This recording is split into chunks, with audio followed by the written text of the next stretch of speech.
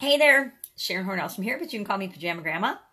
In case we haven't met, go ahead and put a hashtag pajama in the comments below so no it's the first time you're being exposed to the Pajama Grandma and all this fabulous Pajama Grandma-ness.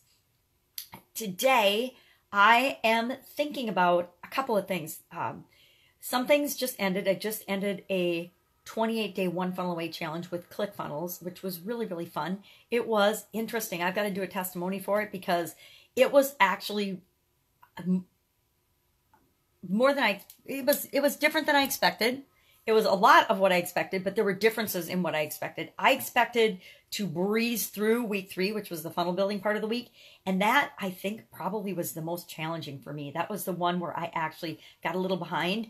And painful confession, but I just actually went live on well, funnels are always live, but I went live on it yesterday and actually shared the link. Even though I know it's not perfect, even though I know I've got some filler, a lot of filler graphics right now while I'm waiting for the others.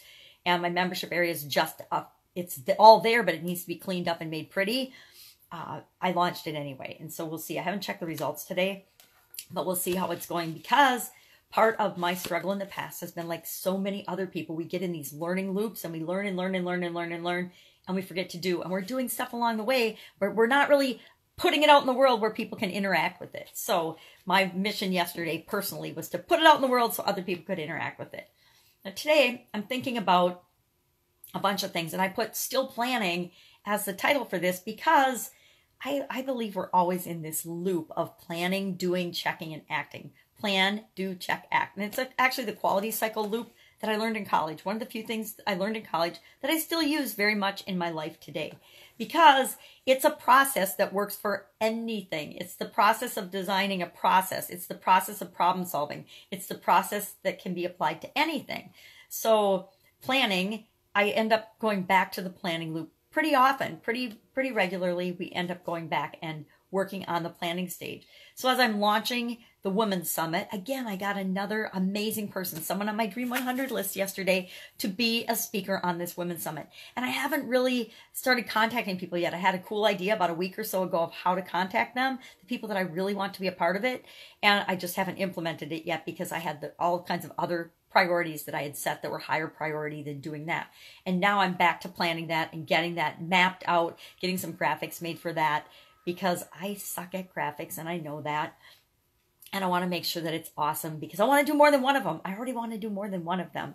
So it's a really exciting project and it's fun to be excited about a project, not just going through the motions of doing things. And okay, so that's why I'm still planning that, back in the planning stages. But today I was talking about on one of my other videos, the cycle, and this is a really common cycle. I've learned about this, Jesus, I don't know, 30 years ago in a training, but a new book that I just got my hands on by Brooke Costello. I'm shouting out everybody's books these days. It's called Self-Coaching 101, and it says, use your mind, don't let your mind use you. And what she's got, and I didn't realize it was on the back of the book, but she's got this model, and it reminds me of the quality cycle because it's all about how we react to things. And there's circumstances and there's things outside of our control. There's always going to be things happening around us. Shit just happens around us all the time, right? But we have 100% control over what we're going to think about that thing that happens. And our thoughts are going to create our feelings, and our feelings are going to create our actions, and our actions are going to create our result. And those end up going, those things, thoughts, feelings, actions, and results create this spiral, and it can either be an upward spiral, moving toward what we want, or it can be a downward spiral, moving toward what we don't want.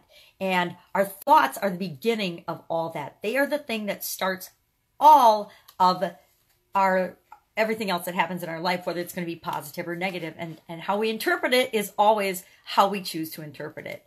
But circumstances outside of our control, things that we can't control, are often triggers of our thoughts. And once we trigger our thoughts, that leads to the spiral either upward or downward. I try very hard every day, and I hate the word try, but I make a concerted effort every day to manage my thoughts based on the circumstances and things that happen around me. If I were to let every little thing that happens that's negative around me impact my thoughts, I would be totally screwed. And so would you. Most of us have to just kind of steel ourselves to the circumstances and things that happen around us and ask ourselves better questions in terms of saying, oh my God, this is so awful. I'm so worried. I don't know what I'm going to do. We have to say, well, what else is possible? What do I choose to let this mean for me? Maybe it doesn't mean anything. If somebody is mean to me or rude to me or says something, off and very rude, I can either choose to laugh that off and consider the source, or I can get all upset and devastated and I can buy into what they're saying about me. Well, I choose to not. I choose to let it go in one ear and out the other. And we have to do that with a lot of things in our life because we don't want to be battered around by circumstances when we always have the ability to say, no, I see what just happened. I understand that, my bank account is minus $200, but I can get all frustrated and I can worry about that and I can be freaked out. Or I can say, all right, this is the circumstance. What can I do about it? What can I think about this differently? What can I do right now to remedy that situation?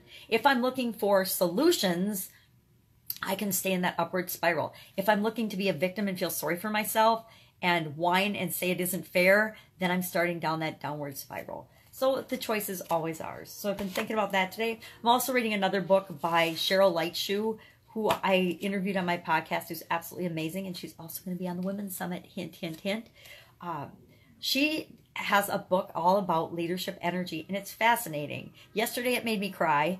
Today it didn't make me cry, but I do resemble myself in a lot, at least in the past. Maybe not so much anymore, but in the past, in my work life, career, and in several of my businesses, I really see how I was missing out on, and I had a definitely closed energy loop when it came to I connection, I connect energy, how we interact with ourselves and with other people.